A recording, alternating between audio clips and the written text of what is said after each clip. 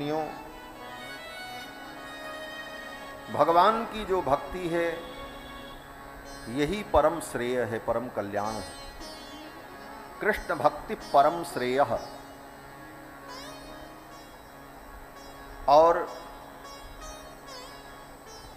समस्त शास्त्रों का सार भगवान की भक्ति ही है। शास्त्र सारश्च सैव ही। समस्त शास्त्रों का सार भगवान के चरणों की भक्ति है। सूत जी कहते हैं, हे मुनियों, ये मानव जीवन पाकर सबसे बड़ा धर्म यही है कि भगवान अधोक्षज के चरणों में हमारी भक्ति हो। सवै पुंसाम परो धर्मो यतो भक्तिरधोक्षजे। भगवान अधोक्षज के चरणों में हमारी भक्ति हो, यही परम धर्म है। लेकिन वो भक्ति कैसी हो? तो कहते हैं अहै तुक्य प्रतिहता। उस भक्ति की दो विशेषताएं हो। पहली विशेषता, वो भक्ति अहेतुकी हो। अहेतुकी माने उस भक्ति का कोई हेतु न हो। वो भक्ति इसलिए न हो कि हमें कुछ प्राप्त हो। किसी वस्तु की प्राप्ति के लिए अगर भक्ति की जा रही है तो वो भक्ति हेतुकी होती है। हेतुकी माने उसमें हेतु आ गया। भक्ति कैसी हो? बोले अहेतुकी, कोई हेतु नहीं। भगवान की भक्ति करनी चाहिए, इस कर्तव्य दृष्टि से हम भगवान के चरणों में प्रेम करें, उनकी पूजा करें, उनकी उपासना करें, उनका नाम लें। तो भक्ति कैसी हो? बोले अहेतुकी। अहेतुक्य प्रतिहता। और भक्ति की दूसरी विशेषता हो अप्रतिहता। वो भक्ति रुकने वाली न हो। ये नहीं कि आज भक्ति शुरू की, खूब आरती उतारी, माला पहनाया, कीर्तन किया, भगवान को भोग लगाया, पूजन किया, और कुछ दिन भक्ति चली और उसके बाद धीरे धीरे खत्म। और ये खत्म कब हो जाती? बोले जब हेतुकी होती है तभी खत्म भी होती। क्यों? बोले अपना काम हो गया तो भगवान से क्या मतलब।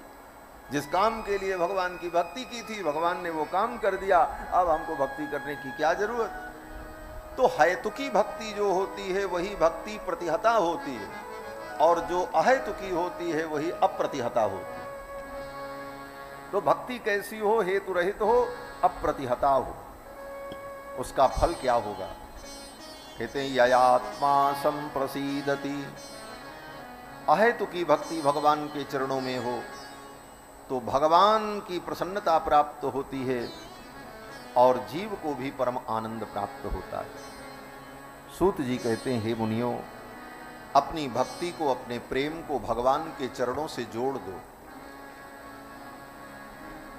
भक्ति करना सीखना नहीं है, भक्ति तो हम कर रहे हैं, लेकिन भगवान की भक्ति नहीं कर रहे हैं। धन की भक्ति, दुनिया की भक्ति, संसार की भक्ति में लगे। भक्ति का मतलब प्रेम।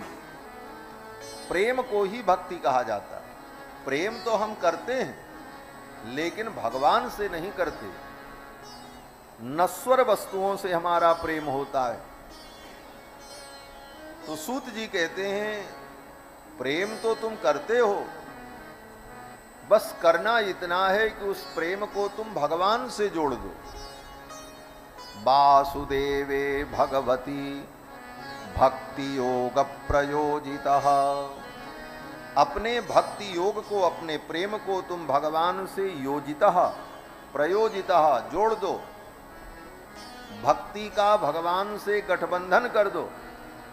दूसरे शब्दों में कहो तो भक्ति कन्या है और भगवान वर हैं, अपनी भक्ति का भगवान से ब्याह कर दो। और जब ब्याह हो जाएगा तब क्या होगा? कहते हैं ब्याह होगा तभी तो बेटा बेटी होगा, बिना ब्याह के बेटा बेटी तो होता नहीं। तो भक्ति का जब भगवान से विवाह हो जाता है भक्ति भगवान से जुड़ जाती है तब भक्ति के दो बेटा पैदा होते हैं, एक का नाम ज्ञान और एक का नाम वैराग्य।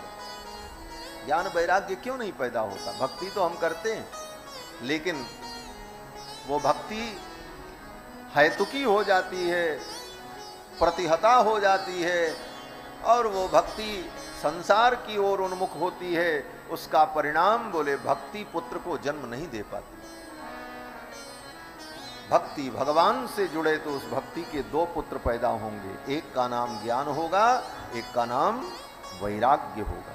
जनयत्यासु वैराग्यम ज्ञानम च यदहैतुकम। जनयत्यासु वैराग्यम, वो भक्ति वैराग्य का जनन करेगी, उत्पन्न करेगी, और ज्ञान को उत्पन्न करेगी।